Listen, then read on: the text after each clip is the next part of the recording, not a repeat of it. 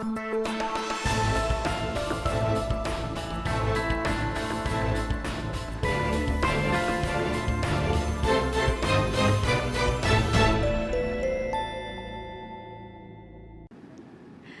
habis cerita bila bicara dunia maya, mulai dari berita politik nyata hingga meme menggelitik yang cuma bercanda. Manusia yang gembira pasti rajin berkarya, merangkai kata, mengolah gambar, jadilah meme lucu yang mengundang tawa. Namun meme kocak kini tak cuma bikin ngakak. Meme pun jadi senjata untuk melawan lewat kata-kata dan bahkan jadi alat bully oleh massa. Benarkah humor untuk mengkritik tak harus memikirkan etika? Pemirsa, saya Vivi Alaida Yahya, Anda menyaksikan Sudut Pandang episode Kejar Daku Kau Ku Meme.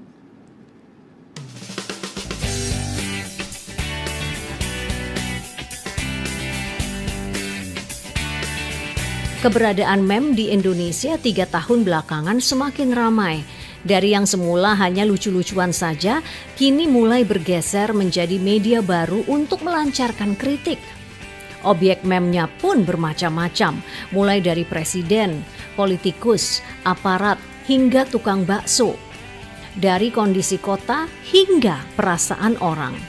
Salah satu yang meledak adalah meme Haji Lulung. Berawal dari perseteruannya dengan Gubernur DKI terkait dengan para pedagang kaki lima di Pasar Tanah Abang, politikus ini menjadi bulan-bulanan media. Berlanjut dengan kisruh RAPBD DKI antara DPRD dan Gubernur Ahok hingga ia menjadi pelopor pengusung hak angket DPR. Semua sepak terjangnya dan profil dirinya menjadi bahan meme yang meriah di media sosial. Bersama Sudut Pandang, Haji Lulung berbagi kisah. Pak Haji Lulung, apa kabar? Baik, Mbak Vivi. Masih ada tidak rasa sisa-sisa sakit hatinya setelah dibully waktu itu di media sosial melalui berbagai meme begitu? Iya, ini pengalaman berproses barangkali ya. Saya dikenal, kemudian saya evaluasi ya. Nah kan itu punya efek banyak, efek di keluarga, efek di masyarakat. Punya anak buah banyak, dihormati, disegani ya Pak anggota Dewan DPRD yang terhormat begitu ya. Terus kemudian ada di posisi yang menjadi pelampiasan masyarakat yang membuli seorang Haji Lulung. Nah itu rasanya seperti apa Pak Haji? Ya ini sih sebenarnya 2012 pernah dibully, kemudian... Ini kalau mengingatkan saja 2012 itu waktu itu urusan soal Tanah Abang, ya, Pak Ahok juga ya sama waktu Pak itu Gubernur ya. waktu itu.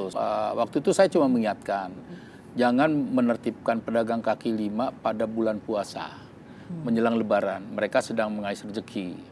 Kita setujulah dalam rangka penertiban perda itu kita setuju. Nggak boleh nggak ada yang setuju, kita setuju. Tapi ketika saya mensarankan itu, kemudian saya nggak ngerti kok begitu marah gitu kan. Kemudian saya dibully gitu dengan tidak ada alasan apa-apa. Ya udah saya calling down hari itu. Pasca itulah sekarang ini jadi pengalaman saya. Ketika ada bully kembali tentang RAPBD, saya nggak pernah membaca itu karena saya sedang berjuang menegakkan undang-undang.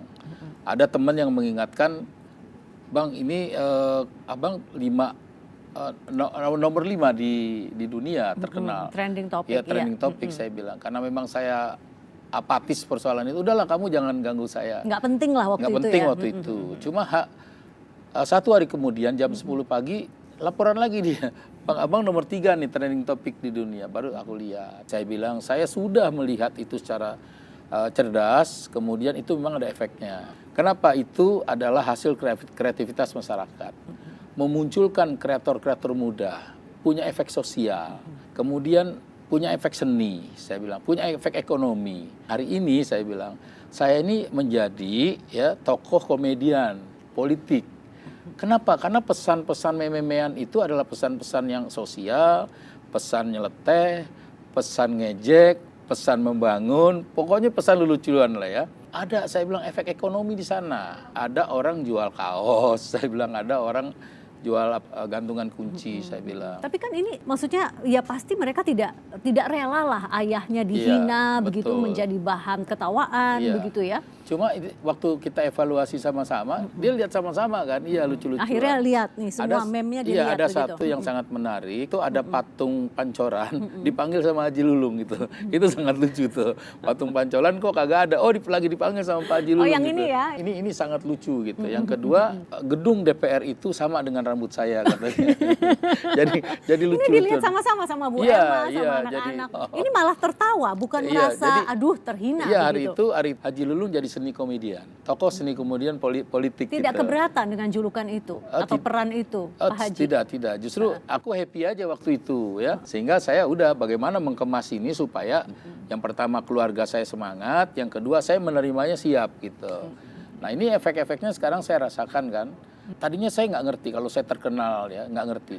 Tapi ketika saya ke mall ada aja satu orang ngenalin saya, kemudian minta foto. Itu pasti semua ngantri. Terus Pak Haji minta foto.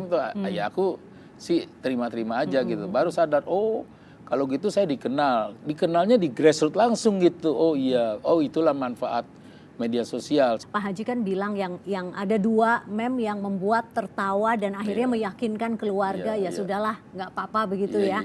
Nah ada tidak yang menurut Pak Haji aduh keterlaluan sepertinya tidak perlu sampai sejauh ini, yang mana ingat tidak Pak? Aduh saya ingat ya, coba lupa saya. Dia menghina ibu saya, jadi memang itu harus saya lupakan. Kalau saya nggak lupakan itu bahaya untuk saya sendiri. Gara-gara meme saya terkenal dan terkenalnya itu sampai ke grassroots begitu ya. Iya. Nah, apakah ini keuntungan yang paling besar untuk Pak Haji saat ini begitu? Ya saya syukuri saja ya. Dan ini saya yakin adalah doa orang tua saya, doa ibu bapak saya yang terjawab pada hari ini barangkali. Doanya apa waktu ya, itu? doa Maksudnya kan, yang akhirnya terjawab, yang mana nih? Ya kan semua orang tua kepengen anaknya jadi baik, berguna untuk bangsa dan negara ya. Hari ini mungkin ini jawabannya ya. Saya bisa dikenal orang lewat meme-memean. Pak Haji Lulung terkenal luar biasa begitu ya, tapi dikenal sebagai tokoh yang antagonis begitu. Nah ini apakah mungkin mengganggu alam pikiran Anda begitu ya? Saya harus introspeksi dulu kepribadian saya. Ada bahasa kalau mau kenal Haji Lulung itu harus dari dekat, jangan dari jauh. Itu konsep lama sekali. Dan saya yakin saya tidak pernah menjadi tokoh antagonis karena memang kedekatan saya dengan masyarakat itu sangat luar biasa. Kenapa? Saya yakin doa orang tua saya pada saatnya dijawab dengan waktu oleh Tuhan, oleh Allah Subhanahu wa taala. Jadi saya pikir saya tidak pernah gusar terhadap itu. Memang perlu akhirnya klarifikasi. Pada saat ada kejadian yang proses preman-preman kemarin itu kan di sana tuh dimunculin orang-orang yang bisa menguasai pasar-pasar besar seperti Tanah Abang. Muncullah saya gitu. Nah orang kan nggak ngerti kan bagaimana saya di sana membuat satu konsep yang memang cikal bakal dari kecil.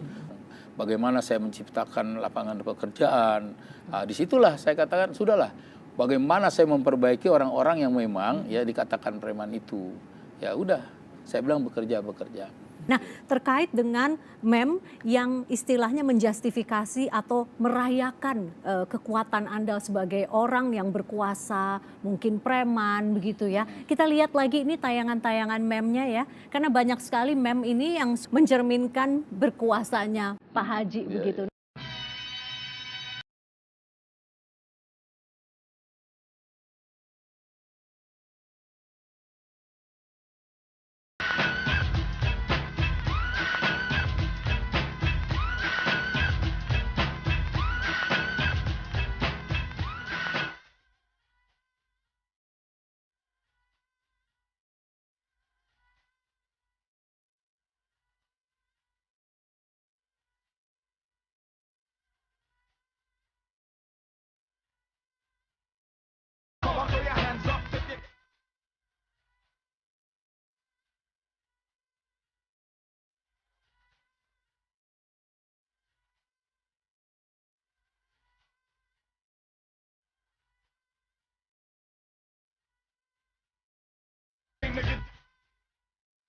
Patung Liberty aja sampai takut. Iya. Betapa orang melihat Pak Haji ini orang yang sangat berkuasa. Soal hubungan Anda dengan Pak Ahok, kenapa ya kok ribut terus ya antara Pak Haji sama Pak Ahok ya? Saya cuma mengkritisi Pak Ahok itu pada apa? Pada komentarnya. Bagaimana sih dengan Pak Ahok? Saya tidak pernah yang namanya sentimen. Apalagi sentimen etnis ya. Istri saya itu keturunan orang Tionghoa. Kakak saya yang paling nomor 2 nikah dengan orang Tionghoa. Anak saya yang nomor 3 nikah dengan orang Tionghoa. Jadi udah selesai itu kalau persoalan itu. Saya sebagai teman, sebagai mitra kerja hanya mengingatkan kepada Pak Ahok. Ngomongnya yang baik. Karena kita pejabat publik. Tadi saya bilang kita harus ikut dong mencerdaskan bangsa. Jadi tidak ada masalah pribadi tidak ya? ada saya. Pak Haji Jadi ya? makanya orang ngomong. Tapi kalau tidak ada masalah pribadi, kenapa ya? Maksudnya Pak Haji pernah bilang ingin membinasakan karirnya Pak Ahok begitu. Karena dia kan menjustifikasi kami. Bayangkan kalau 106 dibilang korupsi. Oh saya bilang ya udah. Yang sekarang kita main tagih-tagihan aja. Ya nggak main tagih-tagihan bukti. Buktiin 12,1 kayak apa. Cari tersangkanya, gitu kan. Kalau siluman, begal kan udah kemana-mana nih. Ayo buktiin siapa tersangkanya. Saya sih firm. Kalau ada anggota saya di fraksi P3 terlibat, saya mundur. Apalagi saya terlibat, saya siap di penjara. Oke, baiklah. Pokoknya intinya siap lah ya untuk membuktikan. Tapi Pak Ahok kalau anak buahnya kalau Pak Ahok anak buahnya terlibat, Pak Ahok juga harus mundur. Konsisten dong. Oke, dan apakah benar musuh nomor 1 Anda adalah Pak Ahok?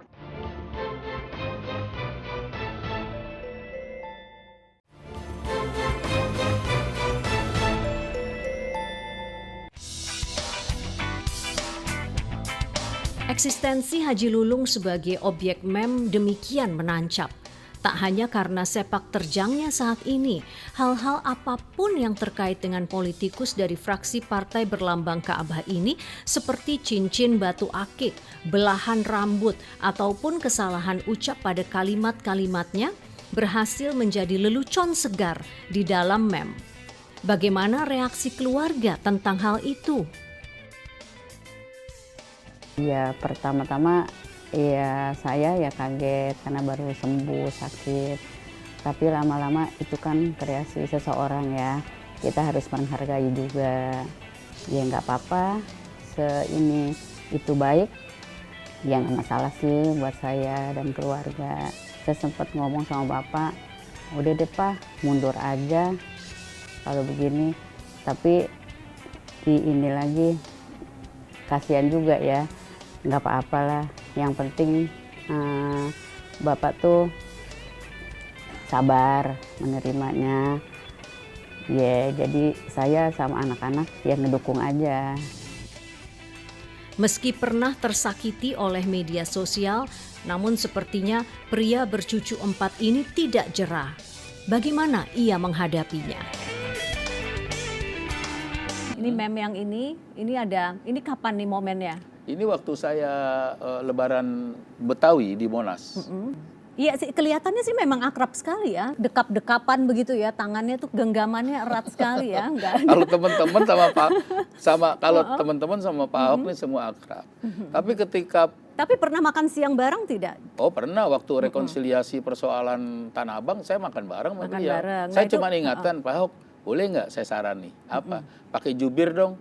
Dia cuma ngomong, ntar jubir gue lebih gila dari gue itu. Oh gitu. Okay. Terus apalagi yang mungkin masyarakat tidak tahu bahwa Anda sebenarnya secara pribadi itu tidak ada apa-apa dengan Pak Ahok. Boleh konfirmasi sama Pak Ahok. Saya yang sering mengingatkan sama Pak Ahok.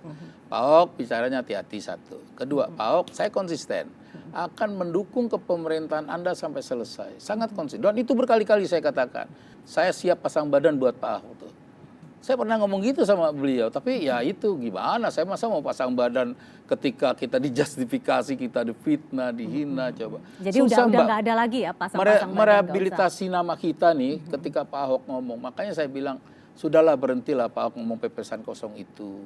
Jangan membuat opini-opini tanpa bukti. Ini yang diperdebatkan oleh masyarakat. Sekali kita ngomong, itu kita dibully. Tetapi Pak Ahok sudah ribuan ngomong, tidak dibully. Kenapa etika teman-teman DPRD itu juga seperti Pak Ahok, saya bilang. Jadi cikal bakal itu begitu Pak Ahok ngomong ini, teman-teman serbu ngomong. Hei, Jangan begitu dong, Anda kayak preman tuh. Terus ngomong yang kagak inilah, yang kagak pantas didengar tuh anggota-anggota dewan. Iya, Pak. Nah, ini karena Pak Ahoknya sebagai kepala daerah memberikan contoh kepada siapa? Kepada rakyatnya. Kami kan rakyat. Ini baru orang yang dewasa, Mbak. Bagaimana anak-anak kita? Ya nggak, persoalan ngomong teolet itu jadi biasa sekarang. Persoalan ngomong korupsi udah jadi biasa sekarang. Ih, papa korupsi, kasihan kan? Tanpa bukti loh, Pak. Nggak boleh. Oke, Pak Haji. Pak Haji, kembali ke soal meme ya. Pernah tidak ingin tahu siapa sih yang buat meme yang ini nih, yang bikin hati saya, aduh rasanya sakit karena sampai menyinggung ibu saya. Pernah tidak ada pikiran seperti itu? Iya, pernah. Makanya harus saya lupakan. Karena saya apa permasalahan yang sekarang berkembang Maksudnya dilupakan, maksudnya tidak ingin mencari tahu siapa sih yang membuat meme ini? Tidak, artinya saya harus berikan saja apresiasi. Ini karena sudah ramai di media sosial termasuk meme Anda yang bertebaran di mana-mana. Kenapa akhirnya Anda memutuskan untuk bikin akun Twitter? Iya, akhirnya tadi ya saya sepakat bahwa akhirnya saya harus ikut perkembangan media sosial. Oleh karenanya ketika itu ada meme di Twitter, saya baca dan saya berunding sama keluarga, sama teman-teman. Pendapat yang banyak saya terima gitu. Apa waktu itu yang pro bilang ya udah Pak Haji bikin akun Twitter, yang kontra bilang apa? Alasannya waktu itu apa? Ya sudahlah Pak Haji Lulung nanti Pak Haji Lulung tidak banyak bisa membalas. Dia orang sakit hati lagi katanya. Karena dia tahu kesibukan saya gitu. Tapi teman-teman bilang, nanti kagak bisa ikut perkembangan, harus bisa ikut perkembangan. Karena media sosial ini sangat luar biasa sekarang. Akhirnya sepakat, kami bikin @halus24. Kenapa ya namanya Halus24? Iya, Halus itu memang brand saya. Waktu saya di politik ya, pertama saya di politik. Apa sih Halus? Gitu. Iya. Halus itu Haji Lulung untuk semua. Karena saya besar itu ya di lingkungan seluruh etnis di pasar. Dan 24 apa? 24 itu tadi tanggal lahir saya. Oh iya, 24 Juli. Iya, 1959. Followernya udah berapa Pak Haji? Followernya saya lihat ya. Coba cek dulu ya, per hari ini udah berapa? Ini Mbak. Jadi followernya sekarang ada 34.000. Ya lebih lah ya. Nah, lebih lah pasti. Nah itu nanti kalau mereka misalnya ada yang bertanya, nah itu yang jawab siapa? Ada tim khusus saya. Atau? Kalau sekarang saya. Pak Haji sendiri? Iya. Memang ada waktu Pak? Lihat kadang-kadang aja, lihat kalau mau pagi saya salam pagi gitu. Supaya lebih teman-teman lebih semangat. Pak Haji, apa yang paling berubah dari kehidupan Anda setelah Anda tenar melalui media sosial, terutama meme? Iya, jadi kalau saya dikenal itu, saya ada proses ya. Itu memang sudah lama, sudah barangkali sudah 20 tahun saya begitu ya. Dan itu saya harus cepat, tadi saya katakan harus cepat beradaptasi. Apa yang berkembang kita harus selalu mawas diri, harus selalu menguasai diri, menguasai emosi dan segala macam gitu. Dan kita harus banyak belajar dari orang lain. Nah berarti seruan atau permintaan dari istri tercinta Ibu Emma yang menyuruh Anda untuk berhenti berpolitik itu Anda akan abaikan? Bukan abaikan. Saya katakan begini, saya sudah terlalu lama ya ingin sekali ikut berpartisipasi membangun bangsa dan negara ini. Saya bilang hari ini kan kita belum firm. Kalau kemarin 32 tahun dipimpin Pak Soeharto, kita tidak banyak intervensi. Firm, kalau Anda bilang firm itu apa ya maksudnya Pak Haji ya? Firm itu ya artinya saya sepakat lah ya. Saya memang sudah siap lebih dulu, karena saya sudah lebih mapan. Saya lebih mapan. Kalau tadi Mbak bilang, Bang Haji Lulung, kok Bang Haji Lulung ngomong, Pak Haji Lulung kok ngomong ngeludah aja di duit gitu. Sebenarnya itu analogi saja. Karena kenapa? Buat orang sampah itu bau. Kalau untuk saya sampah itu emas. Oleh karenanya saya katakan saya meludah aja jadi duit di Tanah Abang. Bukan sombong, bukan dalam arti saya nih tulak pinggang kasih duit, enggak. Harus kerja keras. Kalau kamu kerja keras, kamu meludah aja jadi uang. Karena saya bilang orang belum kenal sampah, saya udah kenal sampah. Bagaimana sampah itu jadi uang, orang belum tahu. Saya sudah gitu. Karena saya kelas 3 SMP sudah ditinggal orang tua. dan saya adalah orang miskin saat itu, gaji orang tua saya cuma 100.000, anak ibu saya itu 8, dan kemudian ibu saya pernah masak nasi goreng, mungkin ibu nggak punya uang, masak nasi goreng, masak telur 2 biji di dadar, dibelah 8, dikatakan sama ibu, kamu jangan nambah ya nak, gitu. Bayangkan, seorang lulung masih kecil usia segitu, akhirnya nekat. Malam-malam habis sholat subuh di mana? Di masjid, saya masuk pasar yang gelap gulita itu. Saya harus cari sampah, kemudian begitu saya cari sampah, saya baru tahu kalau sampah itu juga direbutin oleh pemulung. Punya wilayah-wilayah juga dia. Begitu saya mau ambil, saya diusir. Sini diusir, sana. Akhirnya saya datang ke tempat penimbangnya. Pak, saya mau ikut kerja dong. Gitu. Dilihat saya bersih kan, nggak seperti yang lain. Memang kamu anak mana, di mana kamu tinggal? Saya bilang, saya anaknya Letnan Ibrahim. Saya bilang, oh yang kemarin meninggal dunia itu. Gitu. Karena kan upacaranya upacara militer, rame di situ. Udah kamu nggak boleh cari sampah, kamu ikut nimbang aja. 4 hari aku dikasih uang, pulang, mulai ibu curiga. Ibu tanya, uang dari mana? Udahlah saya kerja bu, saya bilang. Saya hari itu menyatakan berhenti sekolah, berhenti 3 tahun. 3 tahun itu saya cari sampah kalau pagi. Akhirnya saya ngaku, bu saya cari sampah, saya bilang. Makanya Anda tidak rela kalau mem sampai menyinggung ibunda Ya, Anda kira-kira. tercinta. Tapi ya itu harus cepat kita lupakan. Kalau nggak kita lupakan nanti saya cepat tua lagi. Nah, jangan sampai dong Pak Haji Lulung cepat tua. Sudahlah kita lupakan itu, jangan jadikan masalah. Karena memang saya itu orangnya kalau terlalu ruwet saya tidak mau pikirkan. Apalagi itu tidak substansi. Untuk saya buang-buang waktu.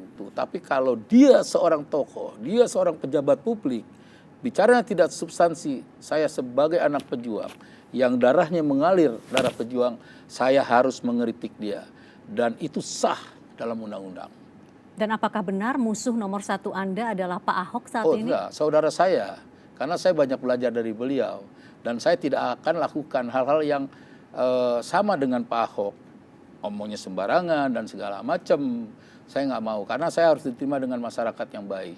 Baik, Pak Haji Lulung terima kasih telah Sama-sama, berbagi cerita sama-sama, di Mbak sudut Vivi. pandang. Iya. Ya Allah, yang ditolong sama saya adalah orang lain.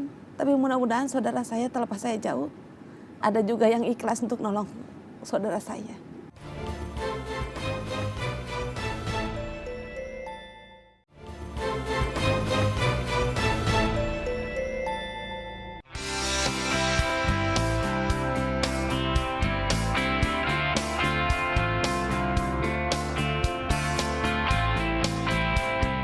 Polisi wanita yang bertugas di unit Dikyasa Satlantas Polrestabes Bandung ini bernama lengkap Dewi Sri Mulyani. Berawal dari cuplikan promo sebuah program di stasiun televisi, wajahnya dikenal seiring dengan populernya kalimat curahan hati, "Di situ kadang saya merasa sedih." Mem Bribka Dewi begitu fenomenal. Raut muka yang ekspresif dihiasi dengan caption-caption lucu selalu mengundang tawa. Lalu, apa sesungguhnya yang menjadi sumber kesedihan dari ibu berputra 3 itu? Teh Dewi, apa kabar? Apakah Anda masih merasa sedih saat ini? Alhamdulillah kalau saat ini saya merasa senang bisa tampil di sini khususnya ya di acara Sudut Pandang. Teh Dewi, Ya. kapan Anda pertama kali tahu bahwa aduh ini mem Anda beredar di mana-mana? Pertama kali saya tahu dari junior saya yang memang junior saya pun taunya dari Polda Jawa Timur kalau nggak salah. Aduh jauh banget ya. Iya, teteh bukan kata gitu kan. Kata saya tuh, iya itu saya kata saya, kok bisa gitu. Nah waktu itu yang tulisannya yang mana tuh? Valentine waktu itu. Dikala Valentine tiba nggak ada yang ngasih coklat, di situ terkadang rasa sedih.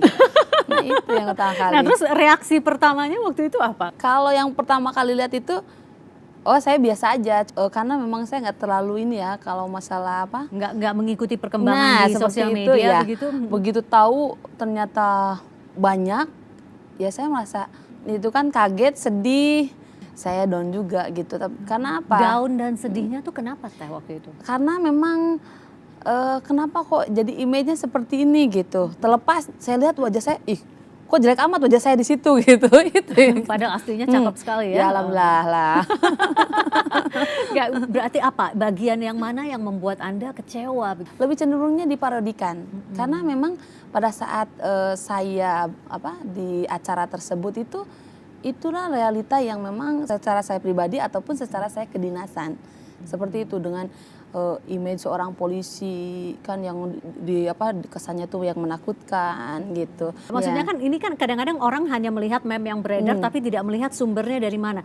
Nah, sumbernya ini adalah Anda merasa sedih karena harus meninggalkan anak-anak Anda di rumah. Iya. Sementara tidak selalu Anda bisa dampingi dalam kegiatan itu kan yang sebenarnya terjadi kan? Iya.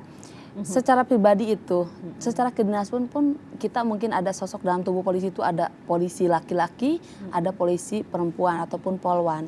Banyak kultur yang berbeda, bermacam-macam karakteristik. Nah, dengan keberagaman itu yang membuat Anda merasa sedih yang bagaimananya? Yang image polisi, sosok polisi itu yang menakutkan.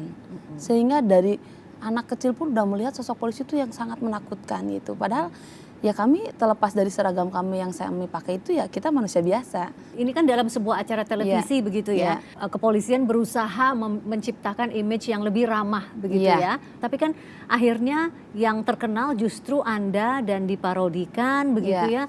Apa ini yang juga membuat Anda dan teman-teman mungkin kecewa karena misinya tidak sampai begitu. Justru menertawakan Anda merasa sedihnya itu begitu. Malah kebalikannya, image yang polisi menakutkan dengan seperti ini, akhirnya mereka tidak canggung terhadap polisi. Seperti itu, oh iya ya polisi itu manusia, oh iya polisi itu ternyata lucu juga, seperti itu. Oke, jadi tidak apa-apa ya? Iya, seperti itu, jadi bisa lebih dekat, sehingga program-program kami bisa terserap oleh masyarakat, seperti itu. Tadi awalnya kan reaksinya mungkin agak down, agak sedih begitu ya. Berapa lama Anda merasa sedih? Kalau untuk lebih tepatnya saya lupa ya Mbak ya. Cuman akhirnya ya saya berpikir ya mau gimana lagi, itulah kecanggihan teknologi yang nggak bisa semudah kita memberikan telapak tangan lalu kita menyetop. Jangan kan tidak seperti itu. Siapa waktu itu yang menguatkan Anda? Di saya pribadi, terus juga lingkungan saya, lingkungan dalam pekerjaan saya, komandan saya, rekan-rekan saya yang selalu memberikan motivasi bahwa udah teteh tuh tapi terlepas seperti itu membuat orang tuh ketawa dan akhirnya mereka juga mengeluarkan unek-unek mereka gitu. Anda suami maupun ketiga anak Anda itu komentarnya apa? Komentarnya ya udah aja lah Bu, ya mau gimana lagi gitu. Iya. Kalau untuk anak saya ya dia seneng-seneng aja, Bunda hebat masuk TV. Ini temen AA mamahnya liatin ada foto Bunda katanya gitu. Tapi dia nanya kenapa Bunda di situ terkadang merasa sedih gitu. Ya itulah sisi lain Bunda. Bunda tuh kan harus kerja ninggalin AA. Subuh-subuh kita harus berangkat seperti itu. Jadi walau bagaimanapun Bunda sayang gitu. Cuman ya inilah tugas Bunda gitu. Terus ini kan sebenarnya ungkapan fenomena ibu bekerja yang mungkin merasa bersalah begitu meninggalkan ketiga anak kecilnya dan tidak bisa selalu mendampingi, itu kan yang sebenarnya Anda sampaikan waktu itu ya? Iya, walau bagaimanapun di balik kegagahan kami itu ada kerapuhan kami. Di balik seragam yang kami pakai ini kami sama masyarakat biasa, kami sama manusia biasa yang punya kekurangan, punya juga hati nurani, punya perasaan gitu. Saya yakin seorang ibu pasti khawatir ya kalau meninggalkan anaknya di rumah begitu ya. Kalau Anda sebagai seorang polisi, apa yang paling Anda khawatirkan begitu meninggalkan ketiga buah hati di rumah? Saya bekerja di kota besar ya, yang harus rutinitasnya kan jam 6 itu udah masyarakat sudah mulai berlalu lintas, mulai melakukan rutinitasnya. Jadi kita harus lebih awal. Seperti itu ya, khawatirannya saya bisa jaga orang lain, anak saya sama siapa. Saya nyebrangin anak orang, mudah-mudahan anak saya juga ada yang nyebrangin. Itu ya harapan saya. Kan bukan berarti saya begitu punya anak, saya jadi polisi, tidak. Sebelum saya punya anak pun saya udah jadi anggota polisi. Dan ini konsekuensi yang saya hadapi. Kenapa Anda memilih profesi sebagai seorang polisi? Karena memang saya merasa bangga jadi anggota polisi. Saya 14 bersaudara, ayah saya petani, ibu saya jualan tempe. Dan hanya saya yang jadi polisi. Apa yang membuat Anda terinspirasi? Karena cuma Anda satu-satunya dari keluarga kan yang menjadi polisi saat ini? Iya, saya lihat sosok polisi yang dia nyebrangin orang gitu kan. Saya bilang, oh iya ya, ternyata itu bisa lebih lebih bermanfaat untuk orang lain. Dan sekali waktu ada seorang ibu yang nyiumin saya gitu. Dan dia dengan bangganya, kalau Neng Dewi jadi polwan, Neng Dewi mah cocok, kata dia gitu. Ya akhirnya saya pikir, oh iya, kenapa enggak saya nyoba jadi polwan. Dan saya dulu juga sama bapak nggak diizinin saya jadi polisi. Apa bapak melarang, kenapa waktu itu ayahnya melarang? Udah nggak mungkin, kata bapak. Iya, dengan image polisi itu harus bayar segala macam. Tapi karena tekad saya bulat, saya alhamdulillah. Saya alhamdulillah Mbak, saya bukan cerita bohong, saya alhamdulillah. Saya alhamdulillah Pak, saya bilang, Pak, namanya rezeki nggak ada yang tahu, saya bilang. Saya mau nyoba.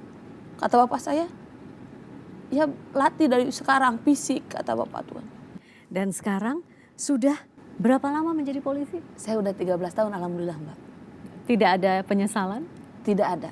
Saya tidak ada penyesalan jadi polisi. Saya merasa bangga jadi polisi. Bapak saya juga dulu, begitu saya jadi polisi dia bilang gini.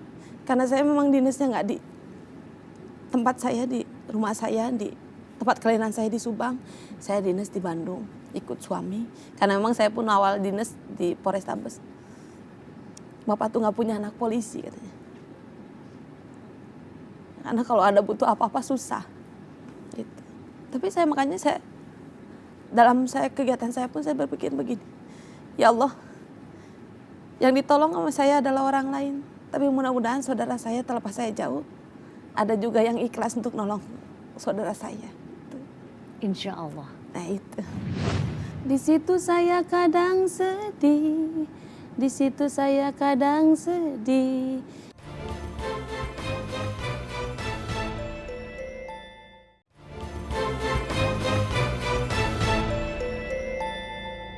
Tapi ketenaran Anda, Teh Dewi, ini juga dimanfaatkan oleh Polrestabes Bandung Iya. ya.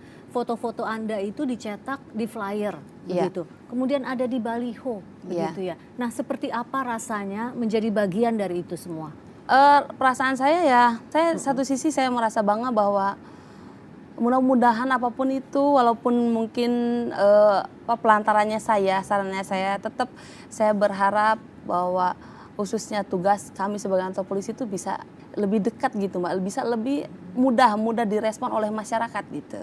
Mungkin masyarakat bisa lebih oh iya si ibu itu, oh iya ya kalau nggak pakai helm tuh, oh ya itu salah. Nah itu.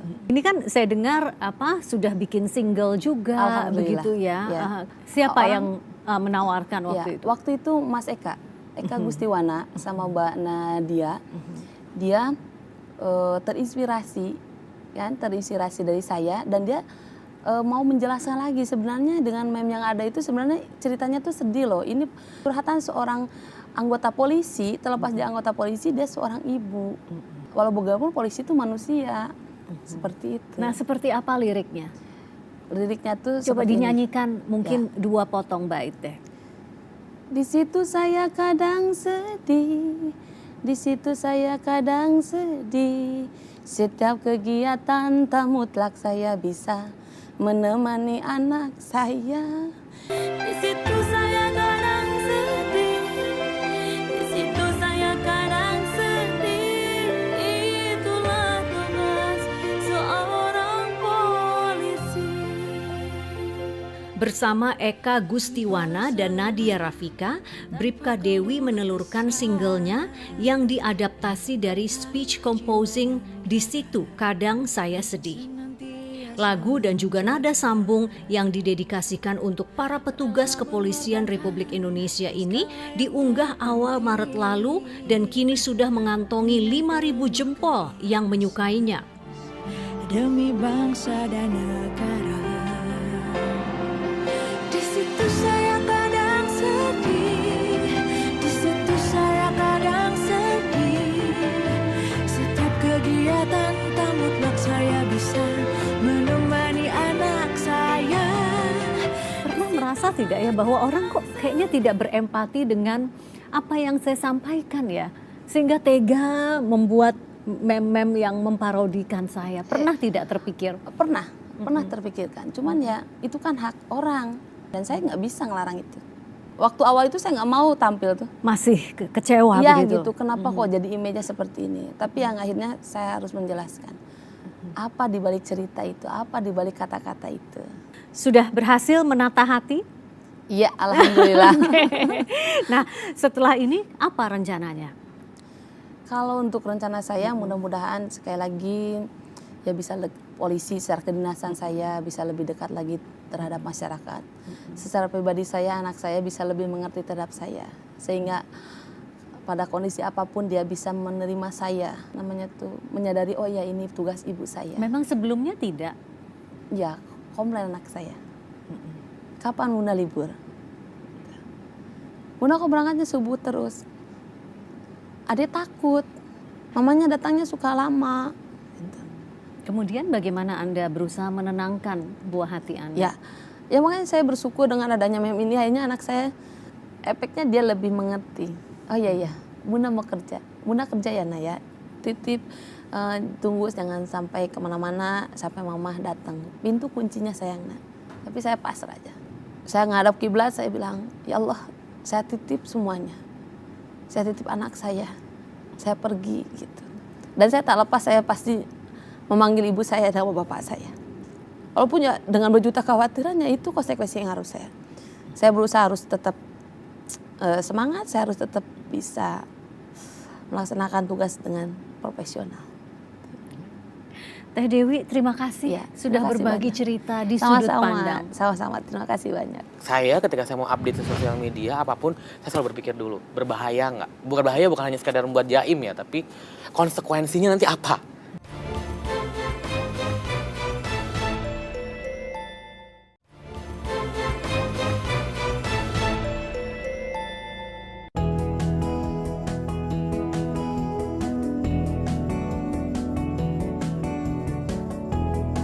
Cikal bakal meme di Indonesia tak lepas dari para admin berusia belia yang tergabung dalam meme komik Indonesia.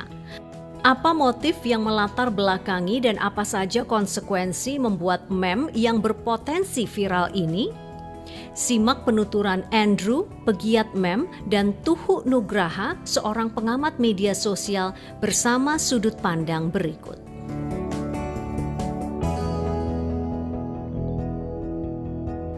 Tuhu dan Andrew pasti tadi sempat menyimakkan perbincangan antara Haji Lulung maupun Bribka Dewi. Dua Pasti. tokoh yang begitu tenar melalui meme begitu ya. Apa artinya Mas Tuhu?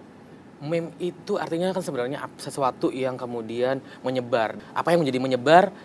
Macam-macam, tapi biasanya itu adalah sesuatu yang sifatnya lucu dan selalu kontekstual dengan keadaan di situ. Dan kita kadang-kadang ya nggak bisa kontrol, kita nggak tahu mana yang akan jadi gede banget, mana yang akan jadi cuman biasa-biasa aja. Tapi dua kata kuncinya tadi adalah kontekstual dan satu lagi adalah lucu begitu ya. ya. Nah, apakah Andrew juga sepaham dengan Tuhu? Kita sih punya ramuan memang seperti itu, lucu dan kontekstual.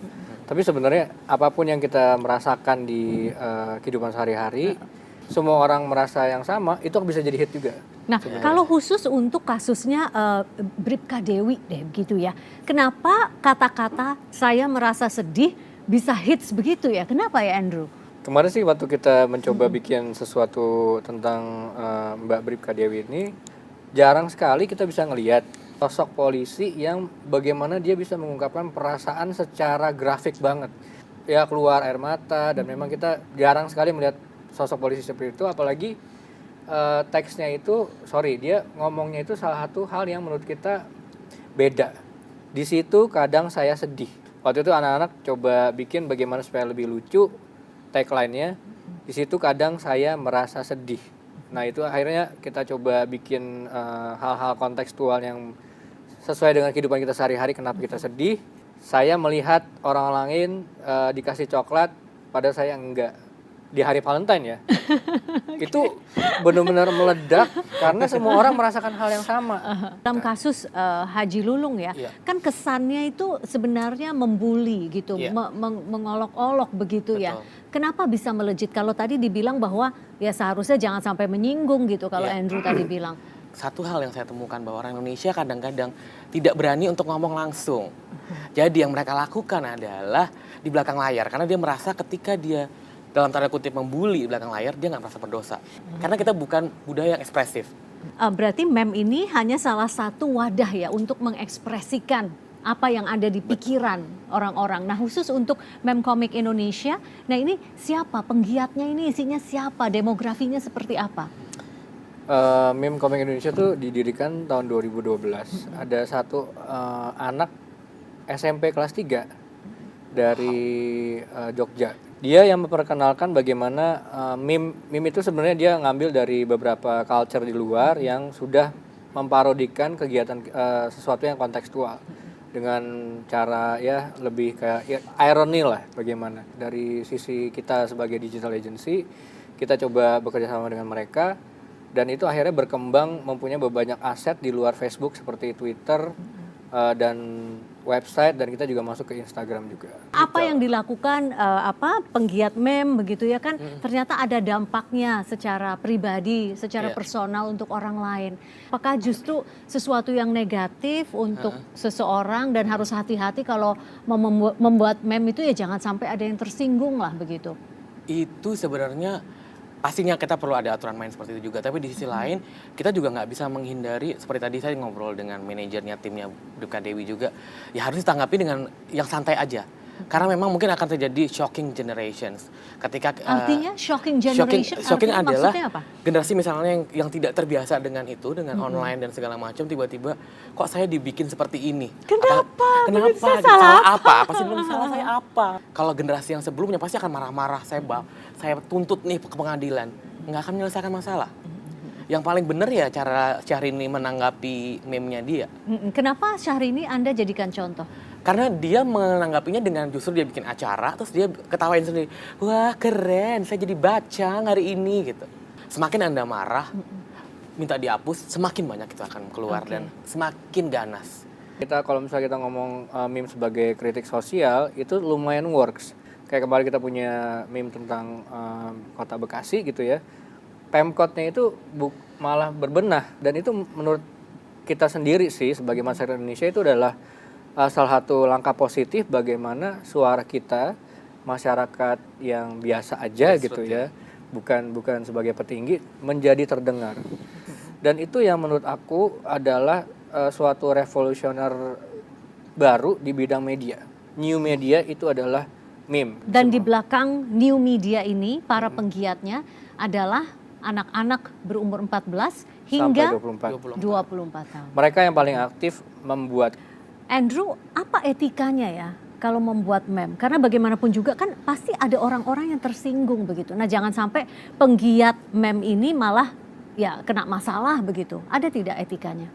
Sebenarnya kita punya komunitas itu sekitar 500 sampai 1.500 meme masuk setiap harinya. Nah itu kita punya 12 kurator yang spesifik akan menilai lah. Berarti kontrolnya ada di kuratornya ada yang mengumpulkan ya begitu ya. Jadi kalau misalnya kita bebaskan, kita punya beberapa channel, kalau misalnya di Facebook, Instagram, Twitter kita kurasi, tapi kita punya satu website juga yang para member kita yang 1,8 juta ini bisa membuat meme sendiri berdasarkan atas nama mereka sendiri. Mereka otomatis bertanggung jawab atas kontennya. Nah untuk mereka yang membuat ya atas nama sendiri begitu ya, apa potensi masalah yang harus diantisipasi Tuhu? Wah, kadang-kadang pembuat meme mungkin harus belajar memahami bahwa oke, karya saya ini nanti apa tanggapannya, apa konsekuensinya. Nah kalau konsekuensi hukum secara spesifik seperti apa? Kan sekarang ada undang-undang IITE dan itu tuh agak hati-hati karena banyak orang yang udah mulai terjebak kena undang-undang itu karena tadi kita kadang-kadang lupa. Kita merasa bahwa kita taruh di sosial media kita atau ini adalah wilayah yang disebut wilayah privat, padahal sebenarnya wilayah publik. Kedua, kita merasa bahwa kita membuat hanya diri kita sendiri lucu-lucuan. Kita nggak merasa bahwa itu menyakiti orang lain. Saya ketika saya mau update di sosial media apapun, saya selalu berpikir dulu, berbahaya nggak? Bahaya bukan hanya sekadar membuat jaim ya, tapi konsekuensinya nanti apa? Apalagi meme yang emang sudah ditaruh di publik. Dan disitulah kadang kita merasa sedih. Dan kita merasa sedih karena kita lupa. Jangan sampai lupa. Jangan sampai lupa bahwa itu wilayah publik. Ya. Andrew, Tuhu, terima kasih telah Sama-sama. berbagi di sudut pandang. Pemirsa, sesungguhnya kritik yang apik tak hanya bertujuan baik, tetapi juga kritik yang penuh canda dan memberi masukan nyata, tidak perlu mencaci, tidak pula membuli. Bercermin diri dan mari berendah hati, kunci yang pasti untuk membangun diri.